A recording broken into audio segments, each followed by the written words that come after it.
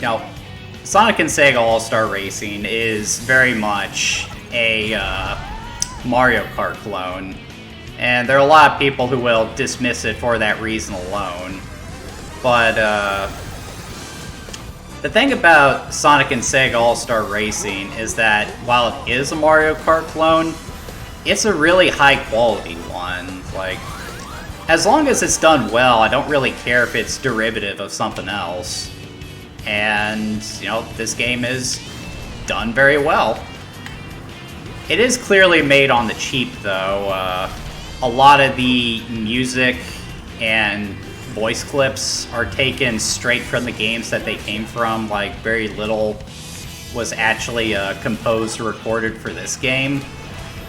And I noticed that they mostly lean into the Sega franchises that actually had, you know, 3D games. Like, you don't see any games based on old Genesis games in here. And I think the reason for that is they were trying to save money, and having to adapt, say, Alex Kidd or Golden Axe into 3D was probably outside the scope of this project. And that's really what Sonic and Sega All-Star Racing is about. It's just getting that sick-as-hell boost. Like in Mario Kart, as you're drifting, you slowly build up a charge, so when you release it, you get a speed boost. So, trying to drift as much as possible and as long as possible in order to keep the boost going is a big part of the game. I would say racing skills are a bit more important here than item usage, which sets it apart from Mario Kart, I would say. It does mean that it's overall less chaotic, but in some cases I do prefer that.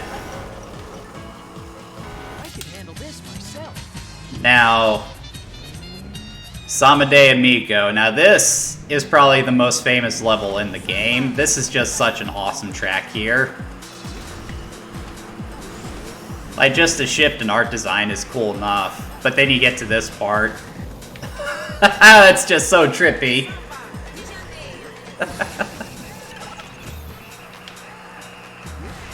This track is so cool that they actually brought it back for the sequel, Transformed. It's fantastic. Okay, so... I'm gonna beat Beady Joe. This guy's from Crazy Taxi. Another really good game. Definitely gonna have to showcase some of these franchises at some point. Next is Shibuya Downtown from Jet Set Radio.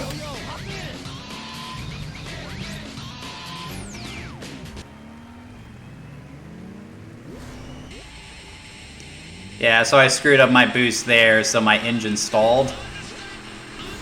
Hey, come on over, have some fun with Crazy Taxi!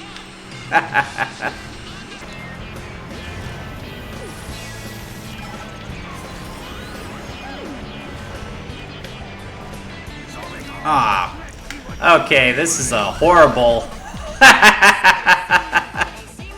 Oh man, I got screwed here, didn't I? Maybe I will get a superstar power-up.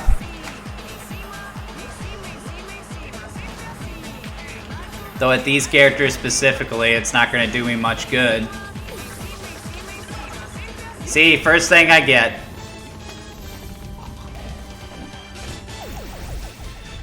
Gongala!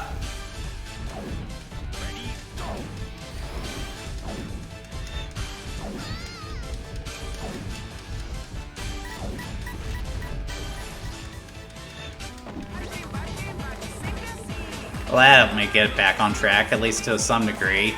Ah!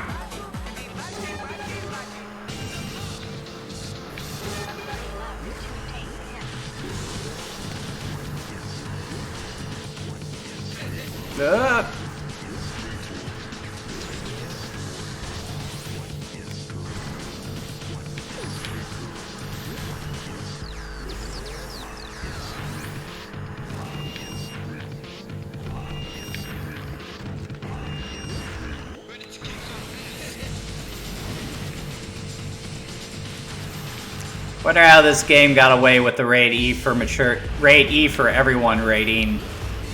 when the music there just had ready to kick some ass.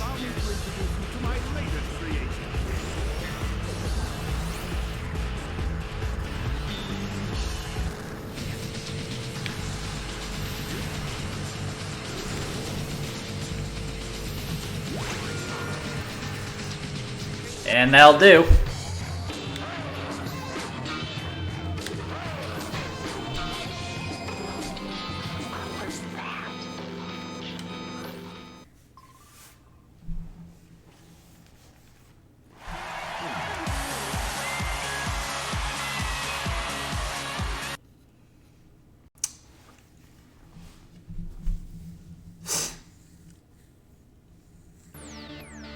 Alright guys, and that's going to do it for Sonic and All-Star Racing. So, I really like this game. I mean, as Steffi said, it does get repetitive after a while, and, you know, I mean, sure. I think the main reason for that is, you know, there's just a little too much reliance on the Sonic franchise here, as well as, you know, the game relying on a very specific bag of tricks. But at the same time, for what the game is, it is very polished. The controls are great, the track design is fantastic, and yeah, it might just be a Mario Kart clone, but it's a really good Mario Kart clone, so yeah, I highly recommend this.